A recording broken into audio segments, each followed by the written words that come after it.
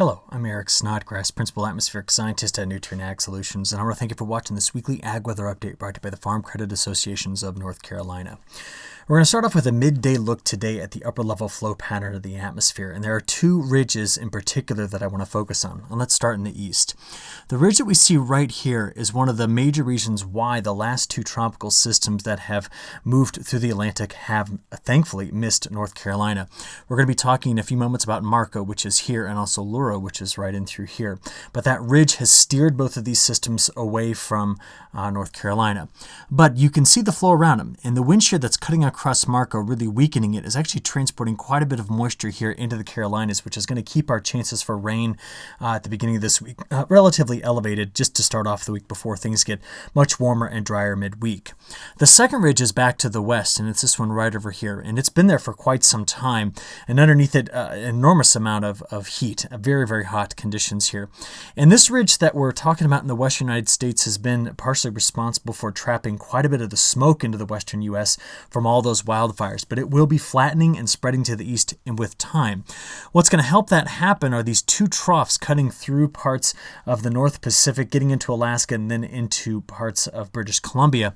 And these troughs, as they eventually sweep through the Canadian prairies and then run right along the periphery of this ridge, are going to change our pattern up for week 2, which we're going to talk about here in a few moments.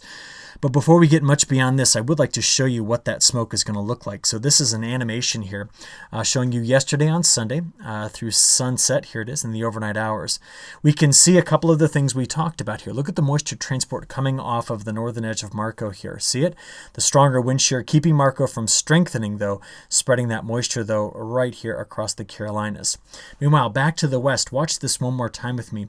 As we approach sunset, that'll be the line that comes racing across the image. Right there is where we'll pause it. You can see the extent of the smoke that is in the western part of the United States, encroaching now in the central plains in the Midwest. And what we're going to be watching here over the next 48 hours or so is for that smoke to continue to spread to the east. And while it won't yet make it in the next day or so over toward North Carolina, we can see that a big section of the United States now dealing with the smoke as that ridge to the west is beginning to broaden out. So from there, why don't we take a look at our weekend precipitation? As we talked about last week, we were anticipating quite a bit of scattered shower and thunderstorm activity, basically bound here by the Ohio River Valley and the lower Mississippi River Valley and everywhere to the south and east of that. We can see that throughout the state of North Carolina, there was some locally very heavy rainfall from some of the storm systems we dealt with over the weekend. But your eyes probably drawn here a little bit farther to the south, where we're seeing the northern edge of Marco and some of the heavy rainfall that it did bring into the Florida Panhandle. So let's briefly talk about these two tropical systems, because while they're not going to directly hit North Carolina, they're still going to have an influence. Marco was really struggling with the stronger wind shear. In other words, those winds that are pushing the moisture up toward North Carolina here, basically separating the main convective pulses, those are the big thunderstorms here, away from the center of circulation. And over the weekend, as you can see down here in the bottom right-hand corner of your animation, this is Laura, which dealt with the mountains over the island of Hispaniola and are right now kind of pushing just to the south of Cuba. So the question is, where are both of these systems going, and will they have an impact on North Carolina in the next few days? Well, first of all, Marco is going to spend at least the next 48 hours making its way towards Texas, very, very slowly towards Texas.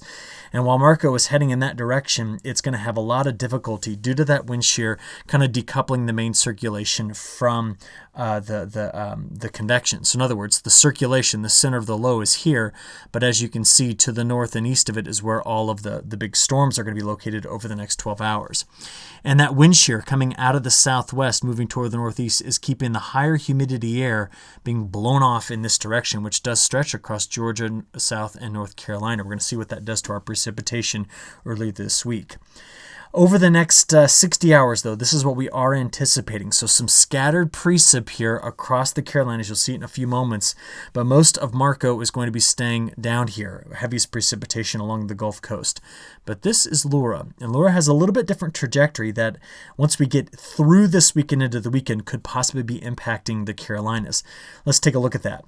Through the next 60 hours, what do we talking about in terms of wind gusts? Well, of course, the strongest winds are going to be the tropical systems, but we could be getting gusts here across North Carolina that are anywhere between 15 and 25 miles an hour. As we look out, though, the remnants of Laura could, by the time we get into the end of this week and weekend, be moving through parts of the Tennessee Valley, the Ohio Valley, and skirting just to the north here of North Carolina. So what am I anticipating, just so you can keep an eye on what's going to be happening in Texas and Louisiana? The potential strength of Laura at this point is possibly a strong Category 2 or a weak Category 3 system at this point. That means wind speeds between 100 and 120 miles an hour at landfall. Now, where is it going from there? Well, you can see here from the European Ensemble Guidance that as it cuts through parts here of Texas, Louisiana, Arkansas, then to southern Missouri, and then what it'll do here is it'll cut across potentially parts of Kentucky, or possibly take a more southerly trajectory, but we could get some impact here from this system. But again, this won't be until Friday, Saturday, Sunday timeframe. What it'll come in the form of here is potentially some heavier rainfall at times. The GFS model is over here on the left, and the European is over here on the right, and this goes all the way through Sunday evening. We can see that the GFS is certainly wetter at this point, and that's because it does have the track of Laura coming a little bit farther to the south. The European model wants to take Laura a bit farther to the north through Kentucky and then possibly pull it into the northeast, well, the remnants of it into the northeast, which is why it's going to paint the drier picture here overall for North Carolina through the next 7 days. So we'll need to see which of these two models maybe has a better handle on this, and we'll do a model comparison in just a few moments. But again, let's just look here at the next week's worth of precipitation and compare it to normal. Again, you can see that the European model is the drier of the two models. Here it is on the right with the GFS on the left, bringing in more precipitation as you go west across the state and north across the state of North Carolina. So from there, why don't we just look at what we've had so far this month in terms of total accumulated precip, and let's compare it to normal. So by climate district, August 1st through August 24th has been extremely wet across the state of North Carolina, Virginia, and South Carolina. In fact, compared to normal, this is probably the wettest place in the country. As you notice that getting into parts of the Corn Belt, like for example in through here, it's been very dry. It's been extremely dry in the Intermountain West and the Desert Southwest. But come over here to the East Coast up through the Mid-Atlantic, and we can see several locations in through here approaching a top 10, maybe even a top 5 wettest first 3 weeks of the month of August. In terms of severe weather over the next few days, we're not expecting severe weather in North Carolina. It's going to be primarily to the north, running over the ridge. As you can see here today on Monday, Tuesday it's going to cut into the northeast, and then again Wednesday coming through parts of the northeast, but getting back into Ohio, Pennsylvania, West Virginia, and Virginia. So let's see what we are anticipating out of rainfall coming off of the northeastern edge of Marco. So let's play this forward. Down here is our high resolution view. This is early this morning, about 7 a.m. As we play through the day today, you can just see some widely scattered showers moving through North Carolina this afternoon, getting into this evening. Again, this is just getting sheared off of Marco here across parts of North and South Carolina. So this is 6 p.m. this evening, working into the overnight hours here, and then again early tomorrow, maybe some scattered showers and storms here across the state of North Carolina. But after that, so this is midday Tuesday, we're going to see things clear out. See it here? Clear out for Wednesday and Thursday, and we're going to be bringing in some much above average temperatures as the nation then watches where what will be Hurricane Laura goes through parts of the Delta, getting over into parts of eastern Texas. So from there, what I'd like to do is a model comparison, because we saw the differences between the GFS, which will be over here on the left, and the European, which is over here on the right.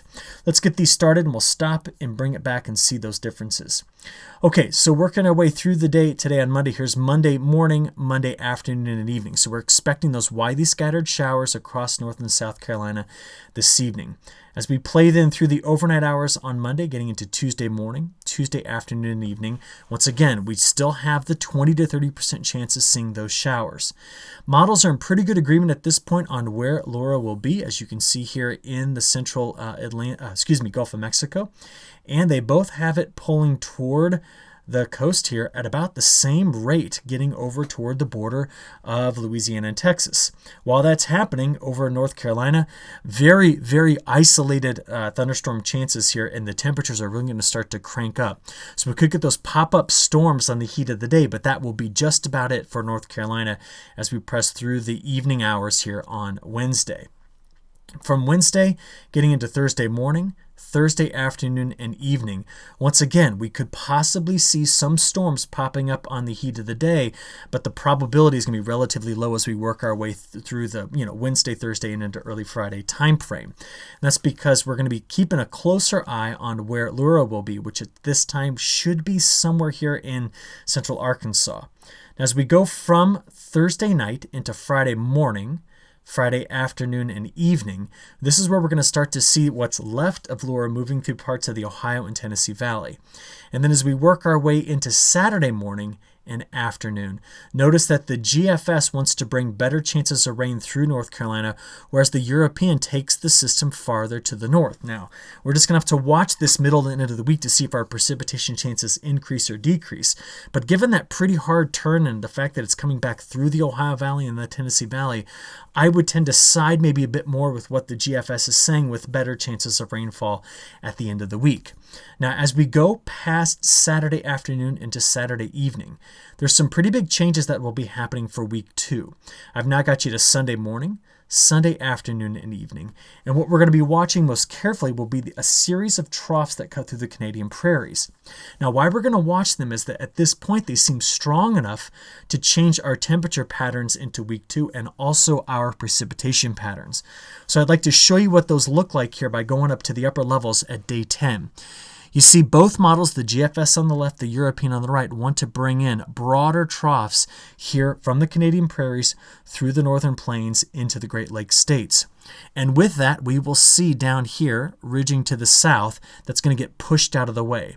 And as those troughs sweep through, well, by day 15, there's a bit of model difference, but we'll still see very similar precipitation patterns. What are the differences? Well, notice how the GFS keeps the trough here, and it's kind of angled back farther to the west. The European keeps the trough right in through this area and sweeps it through much quicker. So the flow tends to do something a bit more like that. And that's going to really dramatically affect the eastern half of the country's temperature patterns into week 2, which actually gets us into the first full week of the month of September. So what does this do in terms of precipitation? Well, for much of the Corn Belt, and keep an eye on this, much of the Corn Belt, both models keep things wet. With the European advancing the trough farther to the east, it brings in better chances of precipitation into the Carolinas, whereas the GFS wants to keep it farther to your west and keep the Carolinas a bit on the drier side of things. Right now, we kind of sit on the cusp of both, and we're going to have to watch it carefully into week 2. Now, how about those temperatures? We've started off the first 3 weeks of the month of August with honestly pretty close to average temperatures. It's been warmer toward the East Coast. Whereas it's been cool, tucked away in the midsection of the U.S., while the southwestern part of the United States has absolutely baked under the extreme heat of that upper level ridge. Well, today our temperatures, once again, because of cloud cover and chances of precipitation, going to be hanging out here in the middle to upper 80s. As I play this forward, we have one more day of that tomorrow, but we're already now seeing our temperatures encroach on the upper 80s and lower 90s. By the time Wednesday gets here, this is going to be a hot one right in the middle of the week, possibly getting temperatures in the low to mid 90s across much of the state, and that lasts into Thursday. See it again there? As we work our way toward the weekend, there's Friday's temperatures, getting into Saturday and Sunday. That's when the frontal boundary starts to get in here and cool things off. This is also where what's left of Laura is now pushing through the mid-Atlantic, hence the cooler conditions we expect to see then. This will be largely driven by cloud cover. But let's go from there into the 6 to 10 day forecast. Now, this is where the models begin to diverge. Remember, the GFS lingers with the trough further to the west. The European pulls it farther east more quickly, and as a result, look at the temperatures here versus here. North Carolina, it looks as through the next 10 days, we're going to go back over to that warmer pattern. But days 11 through 15, as you can see, the European pulling that cooler weather in more quickly. With the ridge to the south, we're still going to see near average to above average temperatures here along the coast. But as you go to the west, the temperatures will be getting cooler. We can see that kind of reflected here in both models. From there, I would like to give you an update on La Nina, talk about some other places globally, and give us a long-range forecast. The La Nina situation is one that surprisingly has been able to maintain its strength. I thought that through mid-August we would see a deterioration, a weakening of the La Nina, but at this point it's stayed relatively robust as a weak La Nina. Notice that over this part of the Atlantic, ocean temperatures are still very warm, and I'm going to be watching here in about the 4 to 7 day time period for another tropical depression to possibly form in this particular region. So we'll keep an eye on that. But where this La Nina may be having an influence is going to be in strengthening the trade winds right here in the Central Pacific in the near term. And if we strengthen those trade winds, which is seen by those blue colors in the middle of that Hofmüller diagram on top, we're going to actually influence South America probably more than North America. And what I want to tell you about here is that in South America, this time of year, if the monsoonal rains arrive early, they tend to be very aggressive on the planting of soybeans, which then allows them to be more aggressive on the planting of safrinha corn later on in their growing season. But at this point, things look relatively dry in Brazil's northern growing area. Okay, this is a lookout for the month of September. What this means is the odds of Brazil planting the safrinha crop early are very low. They're going to have to overcome this dryness first. Now, last week, we did see some heavier rains in southern Brazil and in Paraná, going down to Rio Grande do Sul. Those are areas where this time of year, they are allowed by the government to go ahead and plant full season corn. Now, that's only about 20% of the total corn crop coming out of Brazil, but they're not down there planting it because, well, take a look at this video. This was in Santa Catarina, which is between Rio Grande do Sul and Paraná, and they were cold enough to have, of course, frost, and as you can see here in the video, snow. So no early planting is happening in Brazil at this particular point. Quickly, to finish this up, I'd like to take you to Europe. What you're looking at here is an NDVI image. Now, the cooler the colors, the more unhealthy the crop looks from space. The brighter the colors, the warmer the colors, the more healthy it looks from space. So this is 2019, and here's 2020. There are still pockets in France and Germany that are dealing with a lot of drought this year in 2020, but overall, we can see conditions improving a lot across much of Europe. From there, I'd like to take you to the drought monitor, though, to let you know that in through this area, there are still pockets that are very dry. Now, from here, let's step over to Ukraine, which is inside this box. Ukraine has had a very interesting growing season. It was cool back in May and also dry in May. But as June arrived, it got much above average in terms of temperatures and very wet. We then saw as the month of July and early August got here that precipitation slowed down, but they maintained a wetter bias, which is why you do not see drought on the European Drought Monitor in Ukraine. From there, let's go take a look at where they grow corn, for example. About 50% of Ukraine's corn is found inside that circle I just drew. That area is right here.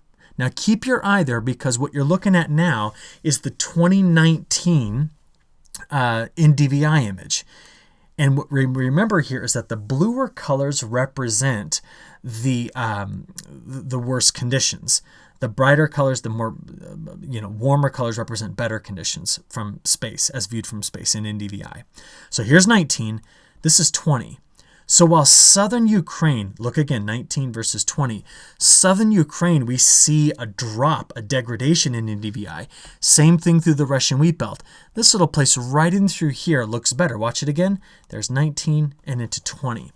So we're going to have to watch this particular region very carefully as they finish up their growing season as well, because it seems as though just pockets of their corn belt are doing well, and that also tends to be the place where the most corn is grown. Same with soybeans. From there, I just want to give you some perspective on the new week 3, week 4 forecast. So this is the 7th through the 13th and the 14th through the 20th. Now, remember, with our long-range precipitation forecasts, the wild card will always be tropical systems. And at this point, I don't think the models are honing in very well on that.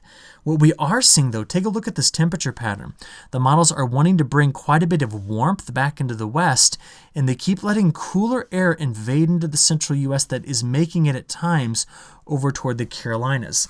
So while the next couple of weeks we do tend to favor near average to above average temperatures, it appears that the midsection of the country will keep seeing these cooler air intrusions that may make it over to the Carolinas with time. And remember, on the leading edges of those, we tend to be wetter as well. So we'll watch all these things carefully. I look forward to reporting back to you next Monday. Until then, have a great week, and we'll talk to you again very soon. Thank you.